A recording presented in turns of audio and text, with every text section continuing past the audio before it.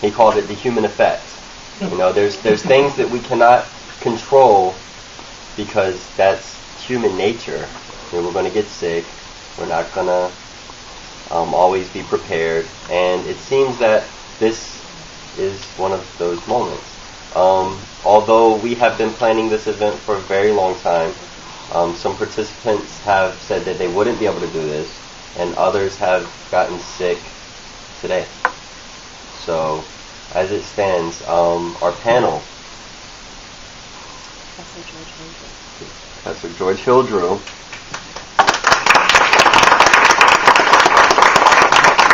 has stuck it out and said, I will be here for you. He's not bailing because we've actually set up the table so that he couldn't get out very easily.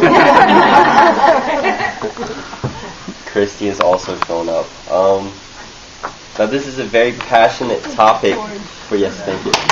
It's a very passionate topic for some people, and I think that at this point we could just do some impromptu. We can all learn from this, of course, but I know you set up to be the moderator of this, but I think in this room you would probably be the best person to actually be on the panel. I agree. There you go. Mm-hmm. I think that, I mean, this is just me, and I know I'm putting you on the spot to get me off the spot because you asked me to be on the panel. I'll help. But I think that it would be an honor to have you up here and actually have your opinion on a lot of these topics that you have spent so much time on. What do you guys think? And it's completely your decision. Please don't clap. Don't try to influence anything. But I think that out of the people in the room, I think that you would best serve this group at this moment on the panel. I think. What do you think? So she does that. You will be moderator? Sheila said she was going to be moderator. Okay, well, Sheila will be moderator. We need to time. Oh, you're moderator then. Well, it's going to get a little looser. Yeah. So here's what we were thinking. We were thinking that we're going to take the question that we had prepared for Professor Como, and we were going to explore it both with two panelists that we have and the audience. Mm-hmm. So that way, if that question won't get lost. Okay. Yeah, I think it should be expanded. Yeah. All the questions. Okay. So I think at this moment, right, we're going to come in. Yeah. You want to do your introduction? Well, thank you very much, Chris. I want to welcome everybody for your participation. This is we're pleased to have you join us this afternoon for a panel discussion. We're featuring our 2008 and 2010 honors study topic, the paradox of affluence, choices, challenges, and consequences, to inaugurate Phi Theta Kappa's honors in our program. Today's discussion will explore issue number 2, which is how the fine arts shape and reflect the paradox of affluence. In our, as Chris has mentioned, we have Professor Hildrew. He has been with the Fine Arts Department at Uniontown College since 1976. He's an accomplished painter whose works have shown nationally and in Canada. And most recently, his work could be viewed at the Phyllis Tigliano Gallery in Brooklyn, New York. Brooklyn is also home to his studio. We also have Christy Lopez. She's our very own Vice President of Public Relations and for the Iota chapter. And she's a liberal studies major who plans to graduate in the spring of 2010. She also intends to transfer to a 4-year institution in pursuit of a degree in art therapy. My role today is as moderator. My name is Diana Gonzalez, and I'm the Vice President of Scholarship for Iota chapter, and my major is visual arts. So, without further ado, let's commence. We've organized our panel discussion to address 3 core questions.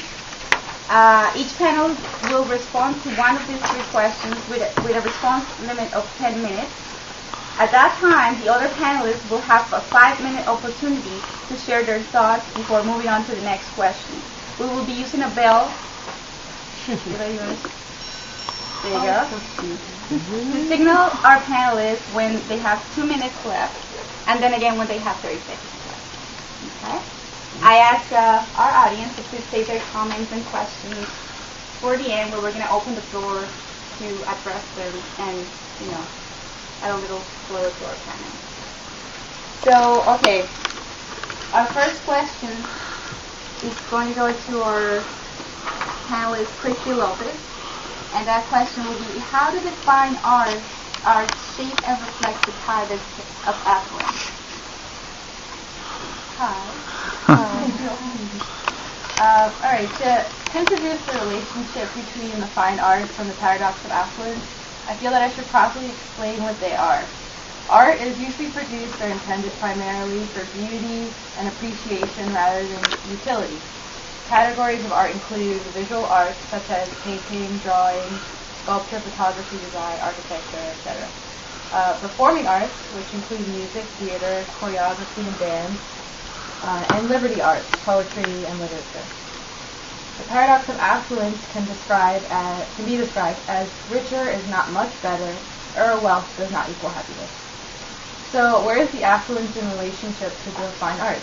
Well, the answer really depends on what kind of artist is being considered. So when we look to the Renaissance during the 1400s through the 1600s, artists like Leonardo da Vinci were oppressed to create art. He was undoubtedly a Renaissance man and one of the best painters to ever live. But did you know that he was almost put in jail for making the first designs of helicopters and airplanes? The cardinal church's views argued that it was against God's will, and if man were meant to fly, he'd have wings. Sounds silly, right? But Leo here, he was actually doing art that he liked, and not to mention that it was a utility purpose design, not just for beauty and appreciation. The first artist to break the chains of idealization and show art for what it is today was Caravaggio. He lived in the 1600s in the slums, but he painted the most beautiful decorations in Italy. He is known as one of the most renowned painters because of his ambitions against his patrons. When we look at Da Vinci and Caravaggio and show art, we see Da Vinci as a very affluent artist, but with a suppressed imagination. Caravaggio, on the other hand, ignored any suppression to his risky imagery, even if it meant losing his wealth. The paradox extends into our modern world of art and artists. Many are familiar with the phrase, the starving artist. The meaning of that phrase is exactly how the fine arts reflect the paradox of affluence. The starving artist continues to do art, not to survive, obviously, but because he or she is in love with creating a message and an image, with completing their visions, the feeling of success that comes from a well-rounded and eye-appealing image. An artist puts their identity into their work, so for many, affluence is secondary. Some artists create art just to sell. They don't put too much of their self in their work because they are mostly concerned with the profit. This supports the paradox of affluence because these are artists who convince others of a bogus message that they don't really understand in depth. When they made the art, all that money they received, let's say $10,000 a painting, is just more affluence to a questionably happy life. Their entire success story is really unknown. They don't really know what they're making their money off of. With the concept of the starving artist are choices, challenges, and consequences. An outside artist, one who is minimally or self-trained in art, is challenged with actually attaining affluence. There is an unequal distribution of wealth or funding to artists, which I feel can be a paradox of affluence. In retrospect, entire forms of modern art have been created to hail the paradox of affluence. The movement of Dada is considered the turning point of this ethos. The money that is out there to support artists are many times found in scholarships, which means you have to be enrolled in a school to even receive one. Old Larry down the street, who never went to school, can't get supported, even if he's 10 times better than Sally at school visual arts. The art world is very highly competitive. Money given as prizes are also quite rare, so if there's an art competition that anyone can apply to, the most you'll get as a prize, that is, even if you win, could be $5,000, and that's one sweet golden prize. The question arises, does an access to wealth mean an access to success? Yes, the financial funding is what makes a starving artist succeed. But mentally and spiritually, does the access to wealth mean success? Before you answer, think about it. The consequence inherits evidence to the rights of artwork and artists who render them. Simply a graphic artist who is told to create a logo for a bookstore. The artist puts his heart and soul into the image, even special details into the spine to have an almost subliminal message. The boss pays the artist for the supplies, the idea, and the time spent on creating it. So what happens to the rights in the reproduction of this logo? Most reproductions today are so globalized that if you make a fuss about the royalties to every logo reproduced, they'll hire someone else to do it, someone that doesn't care, leaving the artist starving in a sense. So this begs a question. Who is really starved? The poor artist or the wealthy yet stifled image maker? So the next observation in the consequence of lost rights is whether the artist cares or not to having the rights. If the artist is more concerned with their affluence, they may lose the opportunity to even create art, or they may become more concerned with their names than their art. An artist that loves the art they do would be shadowed by their own product. One that loves to dance so much, they would be a backup dancer. One that loves movies so much, they'd be an extra. One that has a passion for writing, that they'd agree to be anonymous. You can be like a millionaire, like Marie Grand Prix, the designer of the original Harry Potter, or you can be a worthless coffee artist and have everyone know what the Starbucks logo is, but no one think twice about who made it.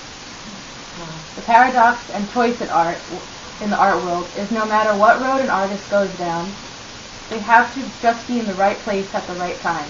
It sucks, but you have to at least sound like you know what you're talking about and regarding your art, and the affluence will be presented to you sometime, somewhere. The paradox that really exists in this reflection of fine arts is that the fine arts aren't treated like just any subject in school, or like any job in the work field, or like any hobby that a person has.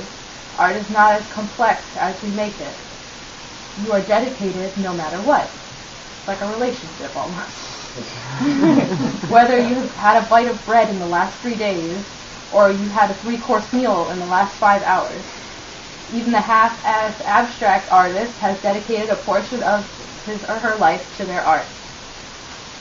Whether the rich are happier than the poor or vice versa is all a matter of how devoted one is to their idea, meaning, and purpose to create.